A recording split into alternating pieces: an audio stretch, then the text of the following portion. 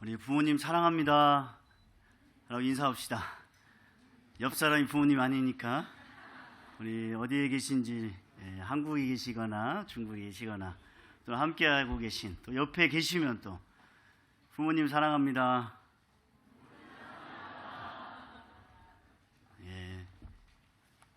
부모님이 저희들을 사랑하시겠죠. 부모의 날, 우리가 말씀을 통해서 부모님 공경에 대해서 다시 한번 성경의 말씀으로 깨닫고, 또 하나님이 부모를 공경하는 자를 어떻게 축복하시는가, 다른 말로 표현하면 공경하는 자체가 하나님의 축복인 줄 압니다. 우리가 그런 마음으로 하나님을 사랑하듯이 하나님께서 주신 귀한 부모를 사랑하고, 그 부모를 통해 주신 하나님의 축복의 은혜의 삶을 살아가는 저와 여러분이 되기를 주님의 이름으로 축원합니다. 내 아버지 어머니를 공경하라 하는데 누가 왜 공경해야 됩니까? 라고 질문할 수 있는 사람이 있을까요? 사실 공경하라는 단어는 성경 속에서 하나님께서 성도들에게, 백성에게 하나님을 공경하라 할 때, 또 종이 주인 상전에게 공경하라고 할 때, 또 예수 그리스도를 믿는 성도들에게 그 예수 그리스도를 공경하라고 할 때, 자녀들이 부모를 공경하라고 할 때 쓰는 단어입니다. 자녀가 부모를 공경하는 것은 너무나 당연한 순리이고 이것이 옳은 것입니다.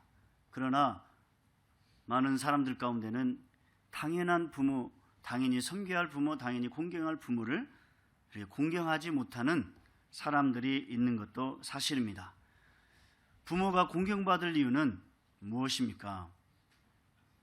자녀를 향해서 최우선으로, 또 최고의 것으로 사랑하고자 하는 그 마음과 그 삶의 모습 때문에 부모는 공경받게 되어 있습니다.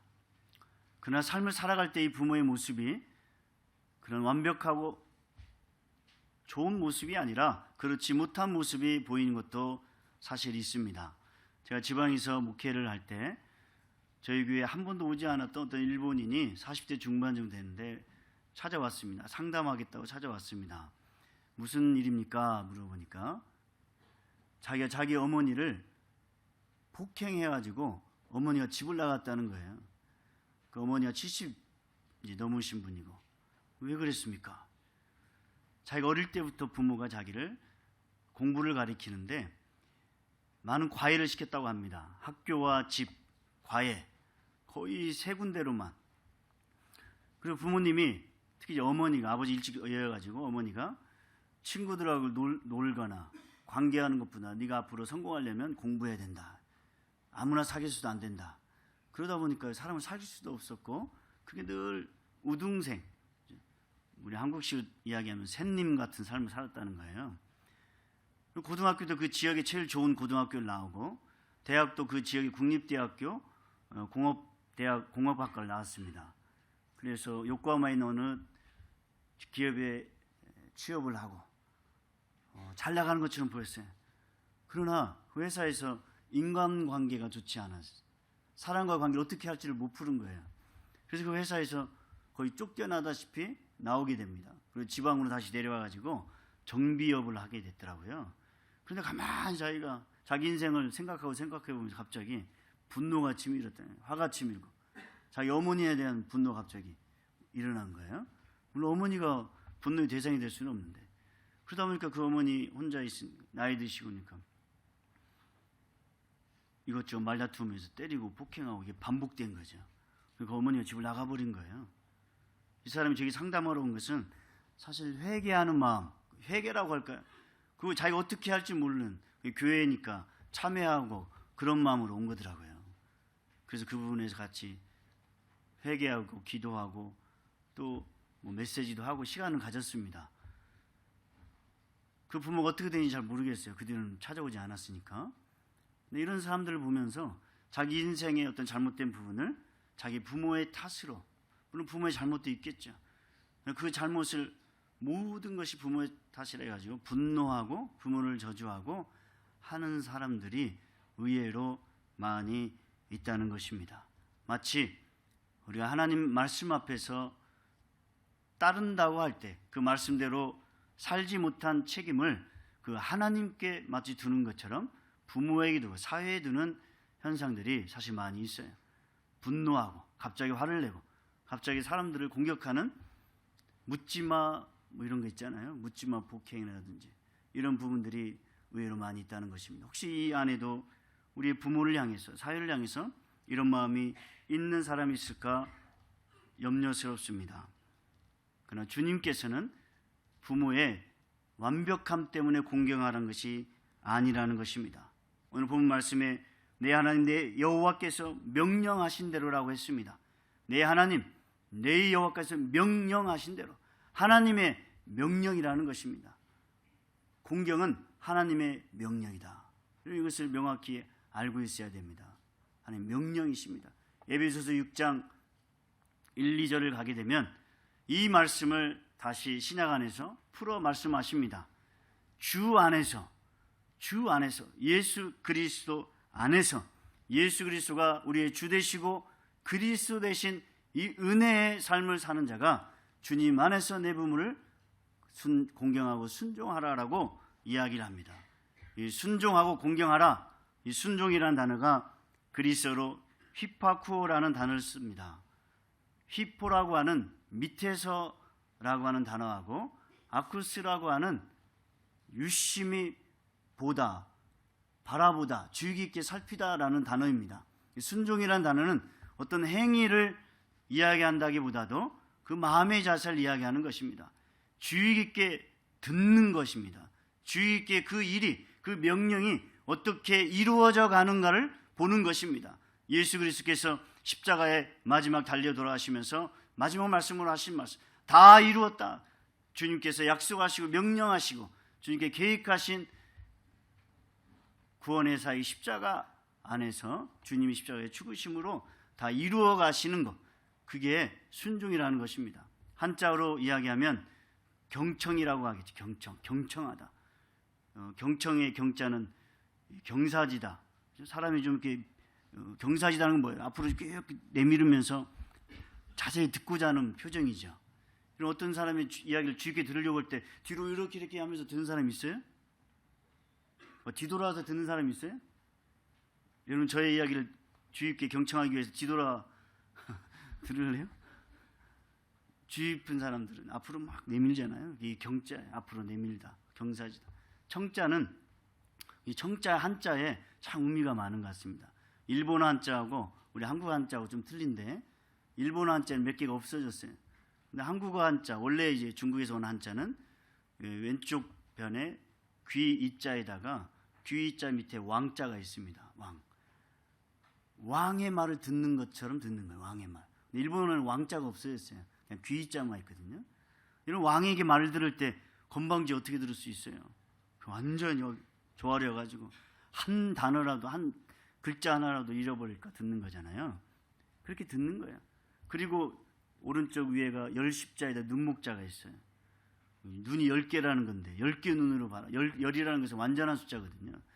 완전 눈을 동그랗게 뜨고 하나 놓칠까 봐 쳐다보면서 그의 감정까지, 표정까지도 듣는 겁니다. 그리고 밑에가요, 한일자에다가 마음심자입니다. 일본어 한자는 또 이 한일자가 없어요. 마음심만 있어요. 원래는 한일자가 있습니다. 집중할, 한 마음으로 집중해서 듣는 거죠. 귀로, 눈으로, 또 마음으로 듣는 겁니다. 이게 순종이라는 단어, 경청의 의미를 가지고 있습니다.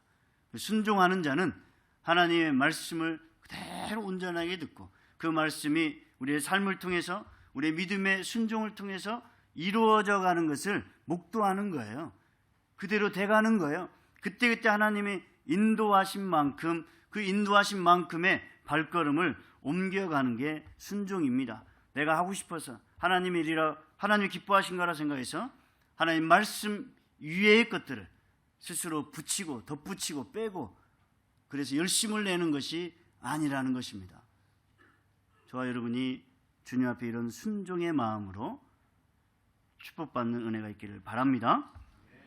그래서 먼저 주님께서 우리에게 명령하신 대로 내 부모, 하나님 말씀하신 대로 내 부모를 공경하라라고 하시는 것입니다. 이 10계명의 10가지 중에 첫 번째, 네 번째까지는 하나님에 대한 겁니다. 하나님을 생명을 걸고 사랑하고 섬기라는 것입니다. 다섯 번째부터 열 번째는 사람과의 관계잖아요. 사람 관계. 하나님을 사랑하는 자가 세상 사람들에게 있어서 어떻게 대해야 되는가를 나오는 겁니다. 그 첫 번째가 내 부모를 공경하라는 것이에요. 하나님 율법의 첫 번째.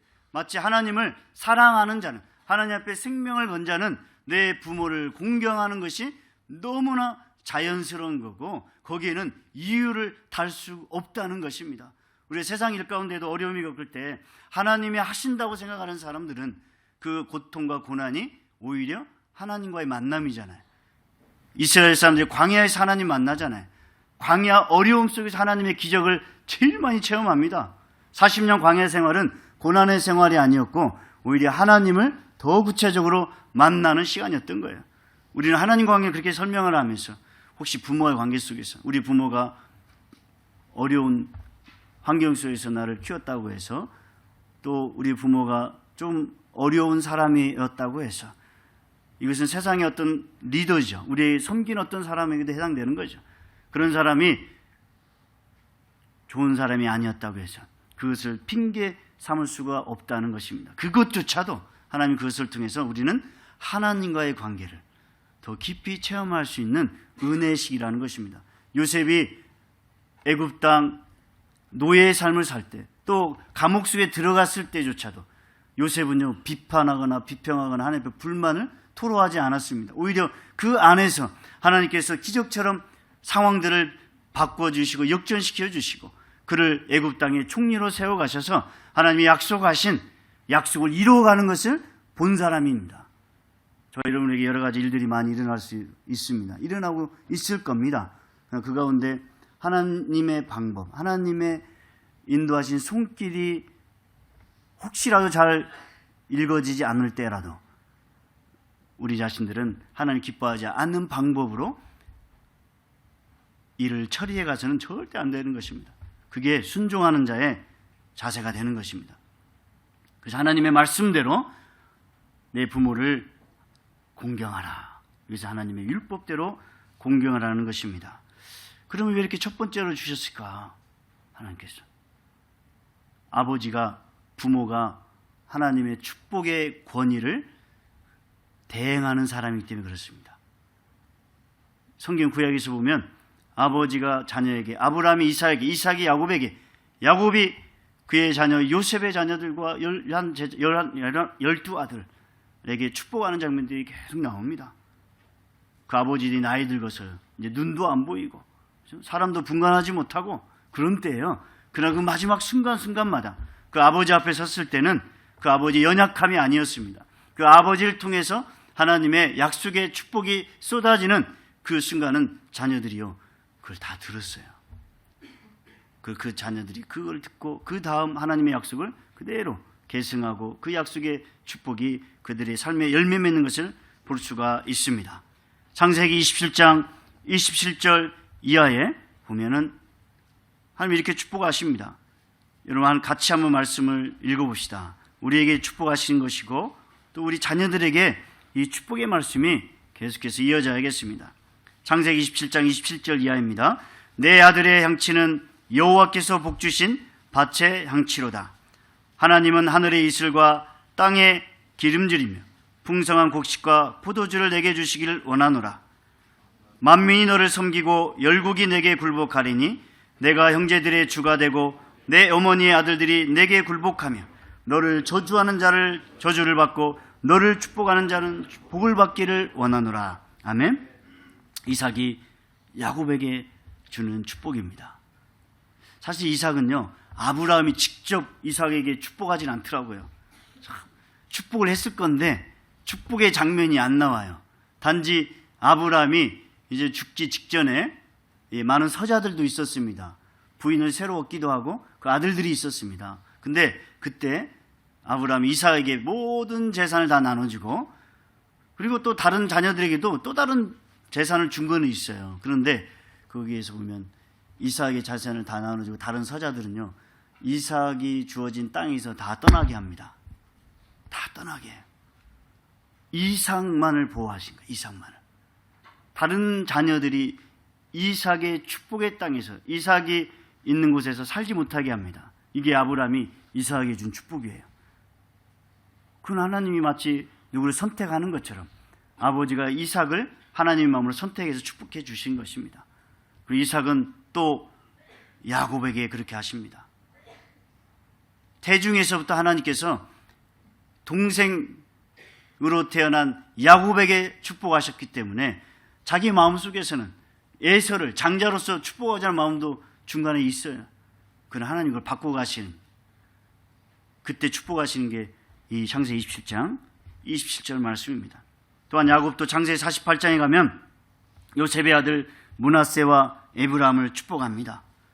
창세기 48장 15절에 그가 요셉을 위하여 축복하여 이르되 내 조부 아브라함과 아버지 이삭이 섬기던 하나님, 나의 출생으로부터 지금까지 나를 기르신 하나님, 나를 모든 환난에서 건지신 여호와의 사자께서 아이들에게 복을 주시오며 이들로 내 이름과 내 조상 아브라함과 이삭의 이름으로 칭하게 하시오며 이들이 세상에서 번식되게 하기를 원하나이다.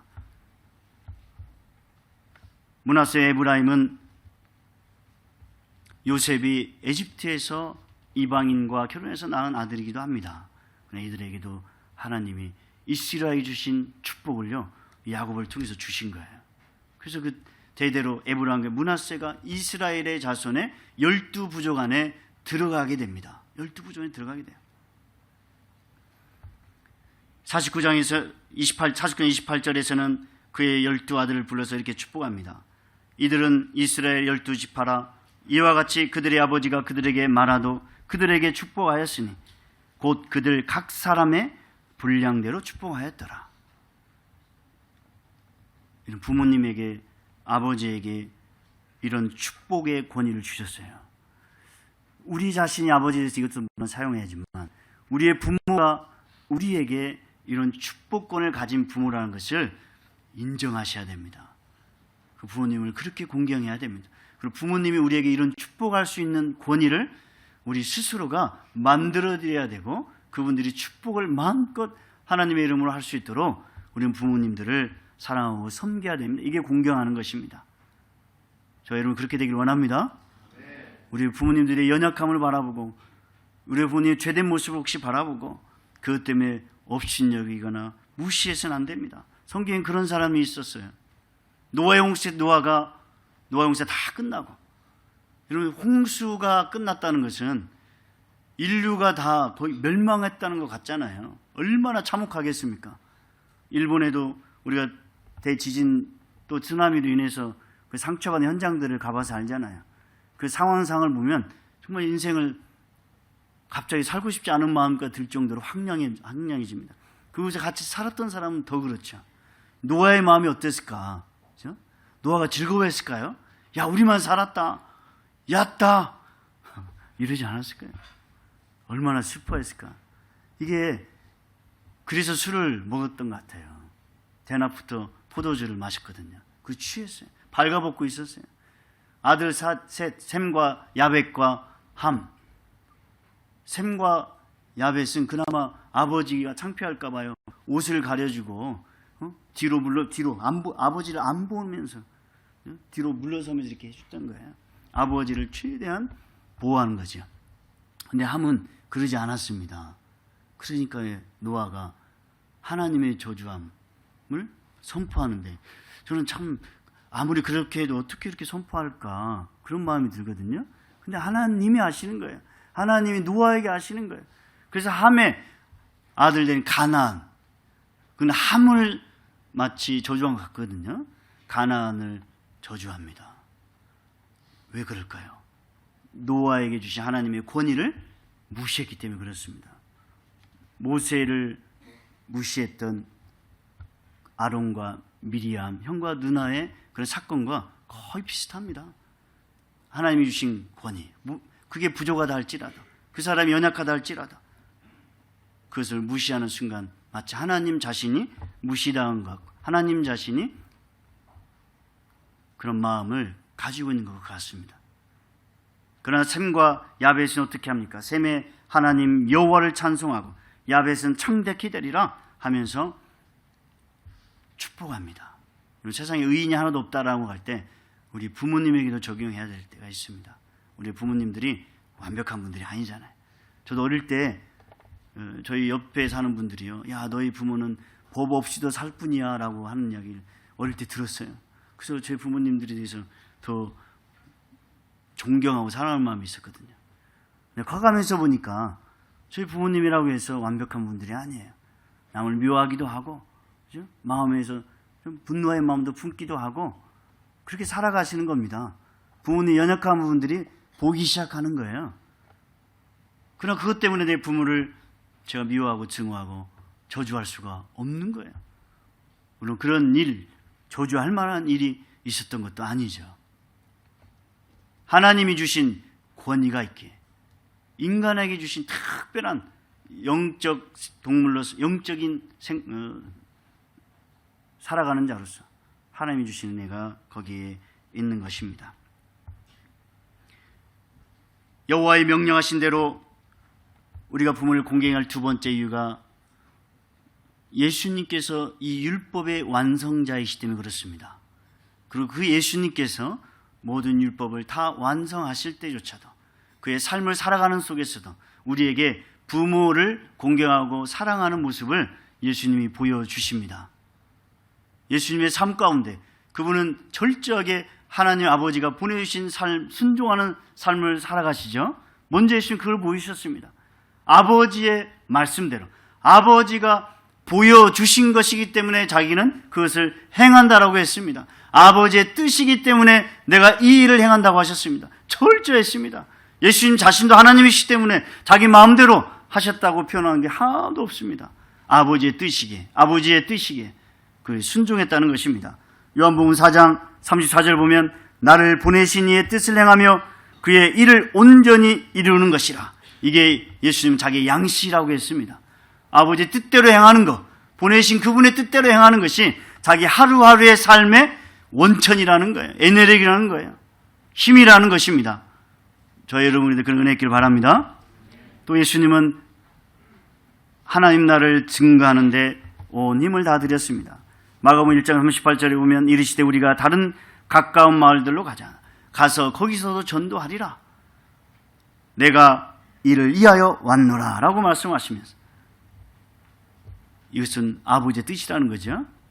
또 자기 자신 아버지의 뜻 때문에 이 땅에 십자가에 죽으러 오셨다고 하셨습니다. 마태복음 20장 28절 말씀 인자가 온 것은 섬김을 받으려 함이 아니라 도리어 섬기려 하고 자기 목숨을 많은 사람의 대속물로 주려 함이니라. 아버지의 뜻대로 살기 위해서 십자가에 죽으시러 이 땅에 오셨다고 하시는 것입니다. 이렇게 사신 예수님이 그것이 너무나 큰 일이기 때문에 자기의 가족, 가정 다 버리고 마치 살 것도 같잖아요. 근데 그러지 아니하셨다는 거예요. 예수님 철저히 예수님 자기 부모를 섬기는 일에요 온 마음을 다 드렸던 사람 분입니다. 예루살렘의 첫 유월절을 갔던 이야기를 지난주에 했었습니다. 그때 예수님을 부모님들이 잃어버렸다고 했죠. 그래서 다시 예루살렘 성에 갔습니다. 예수님 거기서 다른 선생들과 이야기하고 있고 그의 지혜와 능력에 놀랐다고 했습니다. 예수님이 자기 아버지 집에서 내가 있는 게 뭐가 잘못이냐라고 어머니에게 이야기합니다. 마리아 그 말을 그대로 마음에 품고 갑니다. 그 다음 말씀이 예수가 그 마을로 다시 돌아가서 이전처럼 그의 부모에게 순종하더라 라고 나옵니다. 모든 걸 섬기고 순종하더라. 예수님은 자기 자신이 메시아로서 또 하나님 자신으로서 이 땅에 오신 그 사명 또 그분의 삶을 통해서 그 능력과 모든 것을 드러내실 때조차도 그의 부모, 연약한 부모, 부족한 부모, 인간 부모 그분들을 무시하거나 내버려두지 않았다는 거죠. 또 마지막 십자가에 달려서 때는 어떻게 했습니까? 요한에게 내 어머니라 이제 네가 섬기라고 말씀합니다. 예수님의 동생들이 사실 있었어요. 근데 예수님께서 왜 요한에게 이런 말을 했을까? 성경에는 의미가 잘 안 나옵니다. 그러나 이거는 어떻게 보면 요한에게만 주었다라고 하기는 좀 힘들 것 같아. 요한이 어떤 그 당시에 예수님의 제자들의 공동체의 대표 같은 역할, 한 교회의 역할을 한 것 같습니다. 그러니까 요한에게 맡긴 거죠. 동생들은 그러면 어머니를 안 모셨겠어요. 동생들도 그 생명을 다할 때까지 모셨겠죠. 예수님 마지막까지 자기 십자가에 다 이루었다 하시는 그 순간까지도 자기 육신의 어머니 되신 마리아를 놔두지 않았던 것입니다. 그분을 섬기고 그분을 세워가고 그분을 공경하게 하는데 그 모든 것을 다 우리에게 보여주시는 것입니다. 하나님을 사랑하는 자, 하나님 그 뜻대로 사는 자는 부모를 향한 이 공경의 마음이 열매로 드러나게 되어 있습니다. 여러분과 제가 혹시라도 일본 선교한다고 또 주님께 쓰임 받는다고 우리 좀 떨어져 있는 우리 부모들, 가족들에게 무시한 것이 있다면 사실 그건 회개해야 됩니다. 저 자신도 사역자로서 어떤 성경 속에 사역자로서라는 의미로 부모에 대한 것을 소홀히 한 적이 사실 많이 있습니다. 충분히 섬길 수 있는 시간에도 섬기지 못하고 세우지 못할 때가 많이 있습니다.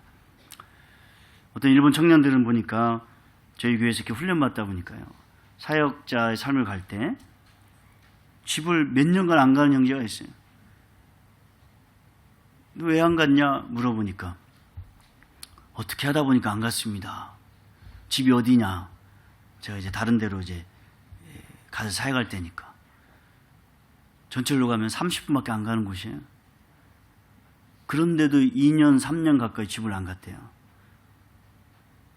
이건 정상이 사실 아니죠. 다른 이유될 수가 없습니다. 신뢰를 주지 못하는 거예요. 하나님의 일이 또 주님 앞에 쓰임받는 일이 그 목회의 일이 크다 할지라도 부모를 섬기는 일보다 클 수가 없다는 것을 주님께서 말씀하시는 거죠. 이런 일들이 다시는 우리 안에 있어서는 안 됩니다. 물론 어떤 특별한 상황이 있을 수가 있겠어요. 이런 것을 메시지로 하는 것조차 때로는 부끄럽기도 하지만 이게 우리 주변의 현실이었던 것입니다. 요한복음 19장 26절에 예수께서 자기 어머니와 사랑하신 제자가 곁에 서 있는 것을 보시고 어머니께 말씀하십니다. 여자여 보소서 아들이니이다. 요한을 아들로 삼게 하시는 거죠. 나이가 든 부모님들의 욕구를 우리가 알아야겠습니다. 부모님들이요, 가만히 보니까 제일 걱정 나이 드셔가지고 뭘까요?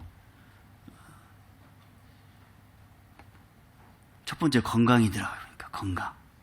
부모님들이 나이 드시면 몸이 허약해지니까 허약해진 몸으로 그냥 당연히 사시는 걸로 알고 있는 것 같아요. 자녀들이요. 저도 그랬어요, 사실. 나이 드셨으니까 몸이 허약해지는 게 당연하지. 근데 그런 부모님들이요, 가장 걱정하는 부분이 건강이세요. 건강. 그래서 음식을 잘 챙겨드리고 수고하는 게 필요합니다. 수고하는 게 필요해요. 저희 가정도 사실 일본에 와서 결혼하고 저희 부모를 사역자로서 살면서요, 며칠 이상 섬겨본 적이 없어요. 일본에 오시는 것도 건강하실 때 오시죠. 건강하지 못하면 오시지 못하니까 한국을 가도 일주일 가면 하루 저녁에 갔다가 다른 일 보게 됩니다. 뭐 후원 간다, 누구 만난다 해가지고 사실 섬기지 못했어요. 최근에 좀 섬길 기회가 있어서 섬기고 있는데 보니까 건강이에요. 건강이 안 좋으신데도 건강을 챙겨드릴 때 기뻐하시더라고요. 또 하나는요, 경제적인 겁니다. 경제적인. 나이 드신 분들이라 돈이 필요 없을 것 같잖아요. 아닙니다. 돈 자체가 중요한 게 아니라 그 작은 돈이지만 자기가 원래 속해 있던 곳 있죠. 소속했던 곳.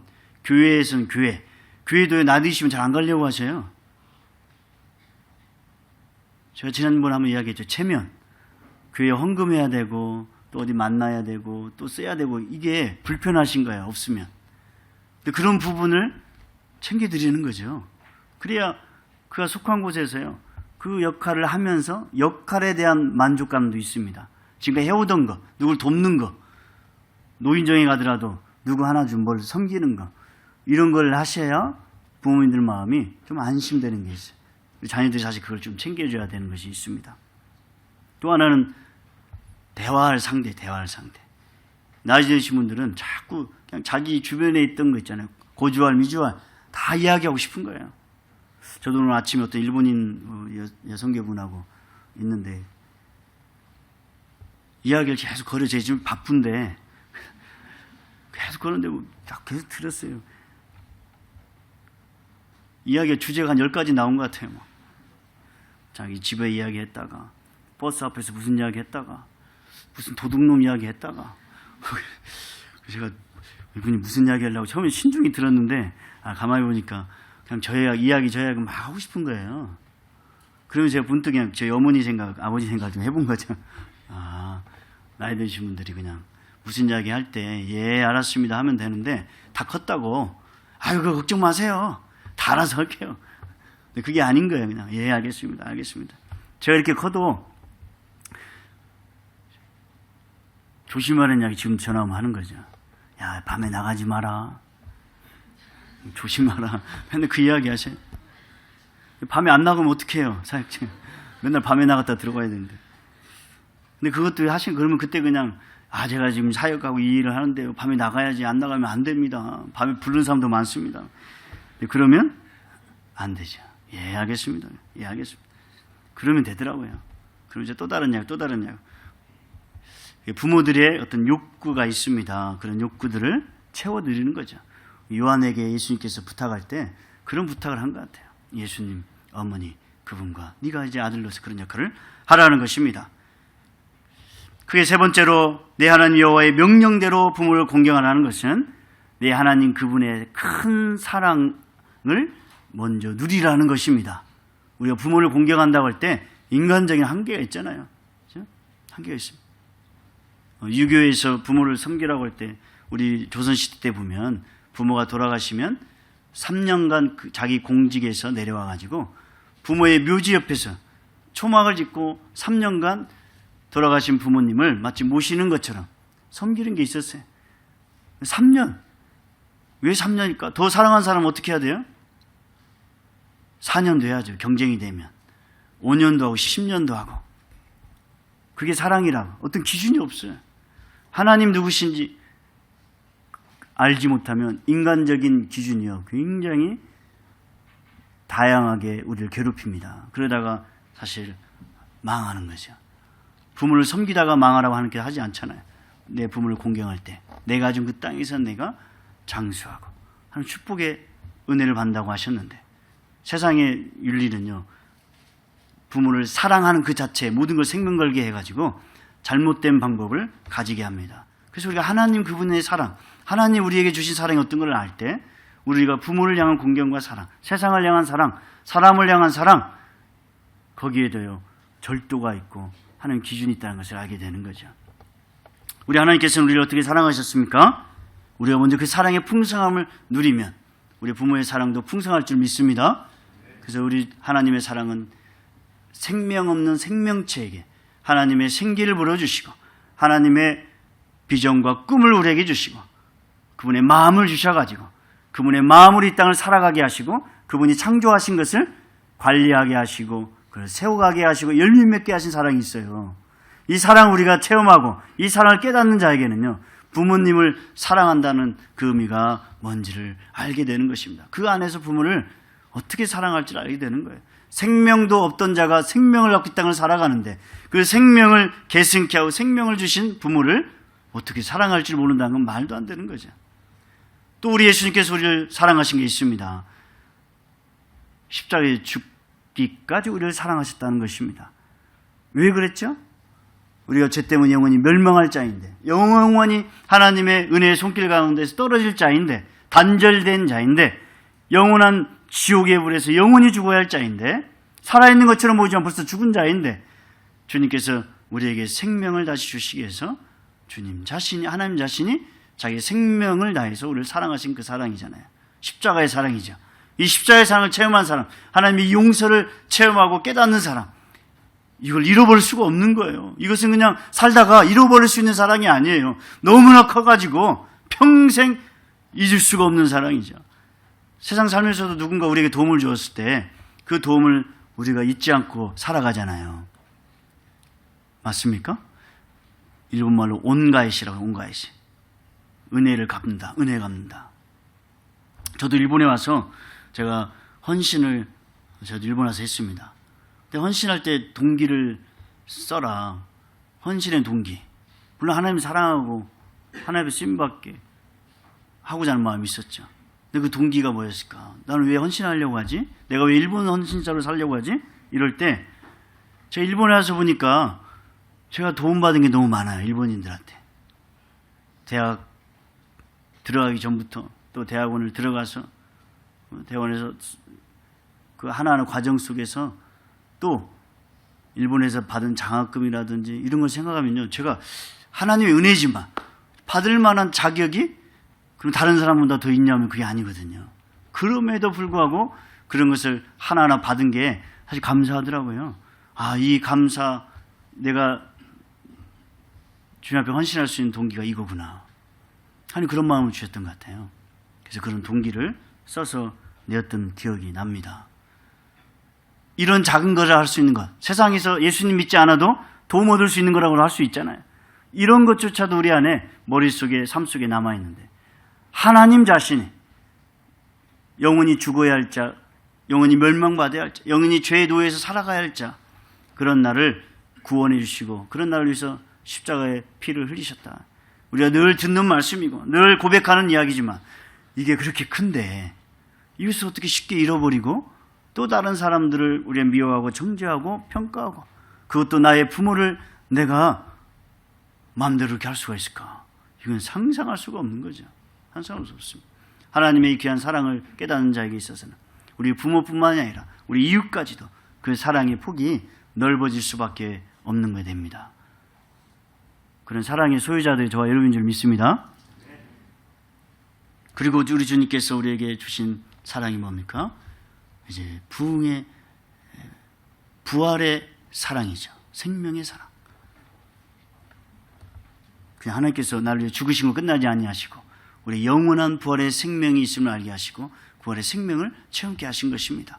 매일매일 우리의 인생의 삶이 이 부활의 생명의 삶이 되어야 할 줄 믿습니다.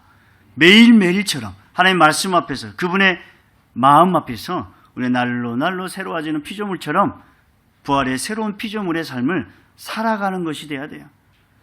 그리고 이 땅에서 그 부활의 생명체를 가진 자로 살아갈 때 이 땅의 어떤 유익이, 이 땅의 어떤 내가 집착하는 것이 나의 삶을 방해해서도 안 되는 것이 됩니다. 주님께 기뻐하신 일이라면 그 기뻐하신 일에 우리가 생명 걸고 때로는 쓰임받을 수가 있게 되는 것입니다. 주님 앞에 순종하며 순교할 수 있는 이유조차도 우리 주님께서 우리에게 새 생명을 이미 약속해서 주신 거라는 것입니다. 이미 주신 거지만 아직은 완전한 형태로 우리에게 주어지지 않았어요. 이미 약속하신 보증받은 것인데 그래서 그 완전해진 하나님의 은혜의 축복이 구원의 축복이 우리에 임할 때까지 우리는 그것을 이미 바라보는 것처럼 그렇죠? 마치 실상으로 다가온 것처럼 그 실상의 믿음을 가지고 살아가야 되는 것입니다. 이게 하나님의 부활의 은혜를 체험한 사람이 이 세상에서 할 수 있는 것입니다. 누구 눈치 보고 어떤 환경에 의해서 우리 신앙의 모습이 바뀔 수가 없다는 것입니다. 이런 은혜가 없으면, 이런 은혜가 내 마음속에 실상으로 다가오지 아니하면 우리는 사람의 영향을 받을 수밖에 없고 환경의 영향을 받을 수밖에 없죠. 그게 인간적인 방법이 드러나는 거고 하나님께 영광 돌리지 못할 때가 많이 있습니다. 오늘 본문 말씀에 하나님의 말씀대로 부모를 공경할 때 주어지는 축복을 이야기합니다. 내가 장수하고 형통하리라고 말씀하십니다. 하나님 우리 모두가 다 장수하고 형통하기를 원하시는 분이신 줄 믿습니다. 그런데요, 이것은 하나님의 뜻 가운데 하나님의 마음속에 순종할 때 받아야 되는 축복이에요. 그렇지 않는 곳에서 받아서는 절대 안 되게 되어 있습니다. 우리 교회의 삶을 통해서도 마찬가지입니다. 저희 교회가 2년 전에 어려운 일들이 있었지만 하나님이 처음으로 다루었던 곳이 바로 사역자였습니다. 하나님의 영광을 가렸던 사역자를 하나님께서 다루셨습니다.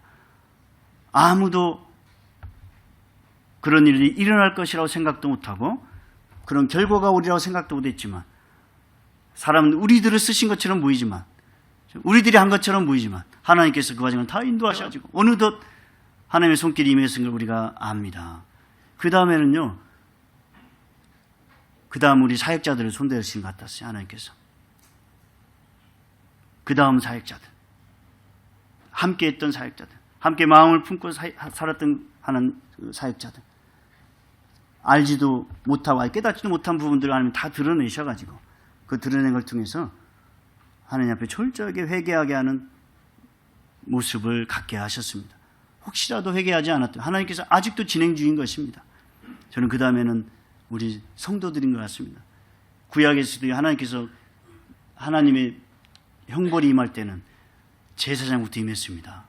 그 다음에 그들의 왕에게 임했습니다. 리더들에게 임했습니다. 성도의 리더들에게 그 다음에 임합니다. 순서가 있더라고요. 순서가. 저희 교회 우리 집사의 직분을 갖고 있거나 하나님 일을 직분을 갖고 있다면 사실 두려워해야 됩니다. 우리 위에 먼저 세워졌던 사역자들, 먼저 세워졌던 리더들을 향해서 우리는 분노의 마음처럼 그들의 잘못을 시정하고 했습니다. 물론 그 잘못 하나하나는 하나님께서 깨닫게 하신 것이기 때문에 그 일이 형벌의 형태로 나타났습니다. 이제는 우리인 것 같습니다. 우리의 삶 가운데 하나님 그분을 두려워하지 아니하고 사람을 두려워하고 환경 속에서 하나님 기뻐하지 않는 모습의 삶을 살았던 것이 있다면, 우리 자신이 그 철저하게 회개하지 아니하면 하나님 앞에 기쁨으로 찬송드리고 하나님 앞에 영광드리며 찬송드리고 이런 찬송의 삶이 이루어질 수가 없어요. 이것은 억지로 할 수 있어 되는 것이 아닙니다. 하나님 오직 한 가지 방법밖에 안 알려주십니다. 회개하랍니다. 회개하라. 회개하지 아니하면 안 된다는 거예요. 회개하지 않으면 모이려고 해도 모일 수가 없는 것입니다. 하나님 회개하는 심령만이 찬양케 하시는 거예요. 회개하는 심령만이 말씀을 듣게 하시고 아멘하게 하시고 따르게 하십니다. 이런 순종이라고 할 때 이 아까 말씀 순종이라는 단어가 쉐마라는 단어입니다. 헬라어로는. 이스라엘은 쉐마입니다. 쉐마. 쉐마는 들으라는 거였대. 들으라. 회개하는 자만 하나님의 말씀을 들을 수가 있거든요. 여러분 성도들 삶 속에서 우리가 예전에는 복음을 전하고 한 영혼을 온전하게 드리기를 애썼다고 했습니다. 그것 때문에 온 삶을 다 드렸다고 하고 때로는 한국에서 자기의 집도 팔기도 하고 하면서 이 교회를 세우기 위해서 애를 쓰기도 다 했습니다. 시간을 다 드렸습니다. 여러분 이 성전을 구할 때 여러분 우리의 선배되는 집사님들이 한국에서 자기 집을 팔고 그것을 그대로 이 일본의 한 교회를 세우기 위해서 다 드렸던 분들이 사실 많이 있어요. 그 열심은 오직 주님만을 바라보고 한 거거든요. 거기에 무슨 목적이 없어요. 여러분 교회에 헌금했다고 해서 하나님이 뭐야 너 더 많은 것을 너희 줄게 이런 약속하신 게 아니에요. 오직 일본 땅에 이곳에 한 영혼 한 복음을 위해서 하나님 나라가 세워지는 기대하기 위해서 한 것입니다. 그리고 우리가 순장의 삶도 살았습니다. 순장의 삶을 어떻게 살았나요? 온 시간을 다 들여서 살았어요. 가보면 사역자도 마찬가지, 순장도 마찬가지입니다. 저도 사역자로서 저는 사역비를 받잖아요. 사역비. 동경에 와서 사실 사역비가 좀 올랐습니다. 동경 오기 전에까지요. 내 식구가 사실 12만 엔으로 살았어요. 12만 엔. 교회에서 물론 집이 주어지고 교회에 살았죠. 교회 4층, 5층에서 살기도 하고. 그게 우리의 생활비 겸 사역비였습니다. 사역비라는 것은 모든 게 다 쓰는 거예요. 식사 모임이나 뭐든지. 그러나 하나님이 마치 까마귀를 통해서 먹이듯이 10여 년 넘게 그렇게 살게 하셨어요. 그것을 통해서 교회도 세우게 하시고요. 다 하셨습니다. 한 영혼을 위한 거죠. 이것에도 후회함도 없고 이것에 억울함도 없고 오히려 감사하죠. 모든 과정 속. 지금도 그런 마음은 아마 사역자들이 대부분이 가지고 있을 것입니다. 그런데 우리 교회 안에서 최근에 일어난 일들을 제가 보면 교회 안에서 성도가 유익의 제휴가 되는 것 같아요. 성도가. 우리 성도가 나의 어떤 경제적인 형통을 위한 재료처럼 느껴진다는 거죠. 교회 안에서 거래들이 이루어지고 교회 안에서 물품이 판매되고 교회 안에서 그것을 통해서 마치 돕는 것처럼 보이지만 실제로는 돕는 게 아닙니다. 세상 속에 다단계라는 거 있잖아요. 다단계. 다단계 같은 상품 거래가 교회에서 번번이 이루어지는 거예요. 근데 이게 리더들입니다. 리더들. 이런 집사의 직분을 가지고 하는 거예요. 저는 이것을 몇 번에 걸쳐서 사실은 경고했습니다.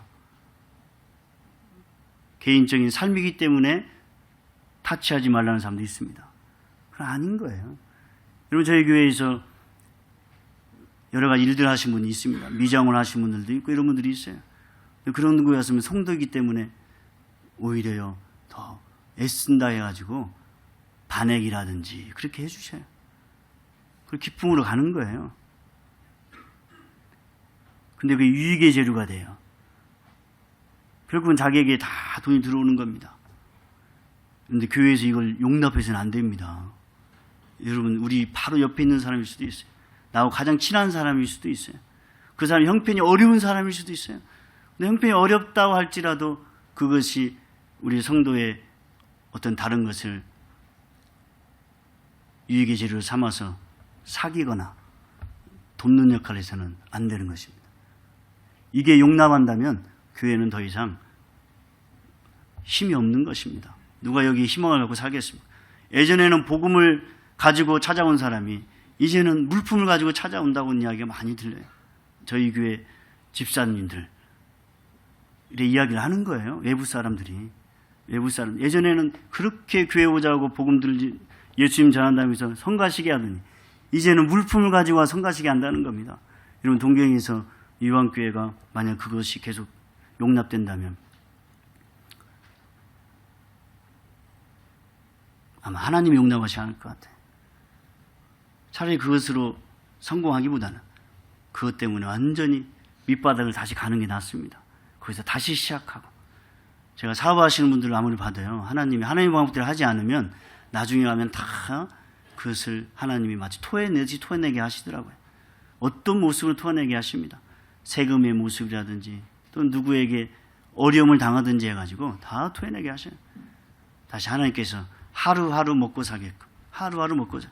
근데 그걸 통해 하나님의 영광을 더 돌릴 수가 있는 것입니다. 또 교회에 관계된 일을 하는 분도 마찬가지입니다. 이런 이권 다툼처럼 해서는 안 됩니다. 우리 YRC에서도 아주 민감한 곳이 됐습니다. 근데 이게 자기 자녀들을 위한 것 때문에 그렇죠. 자신의 자녀들. 혹시라도 내 자녀에게 손해가 갈까? 이거 하나 때문에 마음이 조만조만합니다. 그것을 알기 때문에 굉장히 조심해서 일들을 처리하고도 그러나 그것도 한계가 있는 거예요. 그래서 그 마음으로 모입니다. 선한 것 같이 보이지만 그렇지 않아요. 절대 그렇지 않아요. 때로는 그것도 포기할 수가 있어야 됩니다.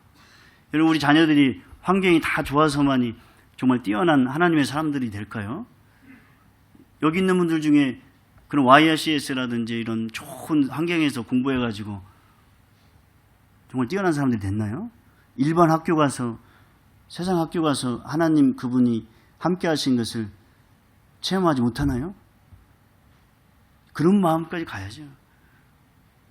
그런 마음 있는 분들이 어떻게 한 마음이 한 그룹을 만들고 할 수가 있습니까? 이게 저희 교회의 모습이라는 거예요. 감추고 싶은 모습이지만 이런 모습이 있어요. 이런 모습을 철저히 회개하면서 정말 하나님 앞에 온전히 내려놓지 않으면 그것으로 인해서 우리가 스스로 화를 입고 당하는 사건들이 반드시 일어날 수밖에 없다는 것입니다. 그런 마음들이 회개되지 아니하고 주님 앞에서 찬양할 수가 없고 주님 앞에 기도할 수가 없습니다. 성경에서 너희들이 내 뜰에 앞마당만 밟고 갔노라 라는 표현이 있습니다. 이스라엘 사람들이 희생제물을 다 가져오고 예물을 다 드렸는데 하나님 보시기에는 너희들이 그냥 앞마당만 밟고 갔다는 표현을 썼어요. 얼마나 그게 무서운 말씀입니까? 내가 너희들의 제물을 받지 않겠다라고 하십니다. 이게 주님 마음이죠. 우리가 부모의 마음, 아버지의 마음, 이것을 하나님의 마음으로 한다면 우리의 삶 가운데서 주님 기뻐하시는 모습으로 다시 돌아와 그분께 경배하고 예배드리는 은혜의 삶이 될 줄 믿습니다. 그럴 때 축복이 일어나고 형통이 일어나고 장수하는 은혜가 있습니다.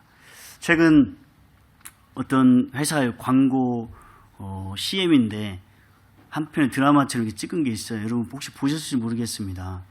그 아버지에 대한 건데 우리 한번 영상을 한번 보도록 하겠습니다.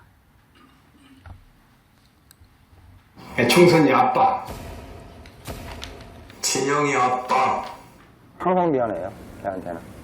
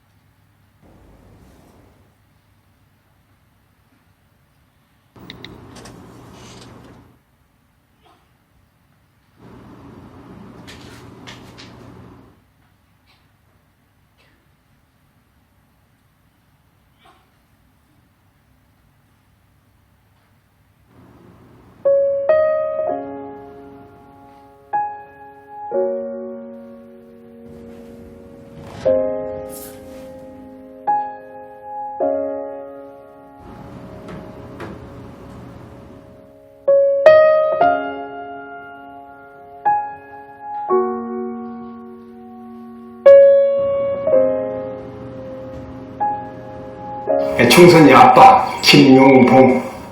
난 신왕철 아빠 신현기. 이영근입니다, 큰아들이. 저 영우 아버지 되는 사람입니다. 조유섭 아빠, 진영이 아빠. 성함은 김성복. 생각나지요. 그 아들, 딸만 낳다가 아들 가졌는데 요번에도 딸이 못할까 했는데 네 엄마, 아빠, 동생한테 신경 써주고 좀 왔고. 부모로서 이렇게 뭔가를 충분하게 해줘야 되는데 그런 것도 못 해주고 그래서 참 마음이 아픕니다. 아들이라는 것은 어느 누가 바꿀 수도 없는 것이고 크게 뭐 도와주지도 못했고 했는데 그들이 알아서 잘 커가지고. 계속 부족한 게 부모 마음 아닐까요? 죽는 순간까지. 제가 그런 마음으로 살고 있어요. 계속 부족한 거예요.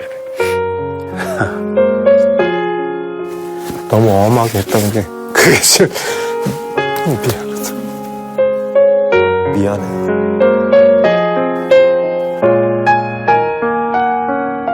항상 내가 부족하고 항상 미안해요, 걔한테는. 미안하다 참 모든 것이 부족하고 못 가르치고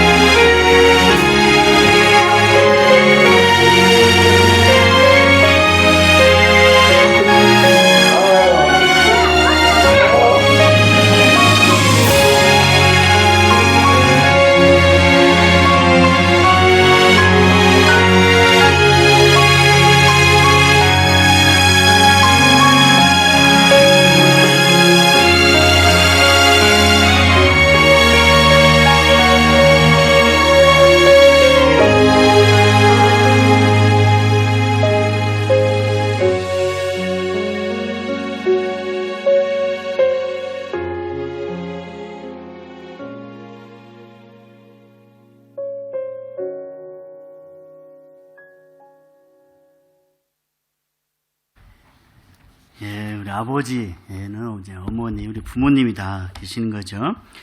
우리 아버지의 뜻대로라는 단어, 율법대로, 말씀대로, 주님 안에서 우리가 잘 되는 것을 기뻐하지만 하나님이 기뻐하신 것은 그분의 뜻 안에서 살아가는 것을 기뻐하는 줄 믿습니다. 우리 부모님도 마찬가지입니다. 우리가 잘 되는 것을 기뻐하시지만 하나님께 사랑받는 자녀로 세워가는 것을 더 기뻐하십니다. 우리 삶의 모든 영역에 이런 하나님의 형통함이 있기를 주님의 이름으로 축원합니다.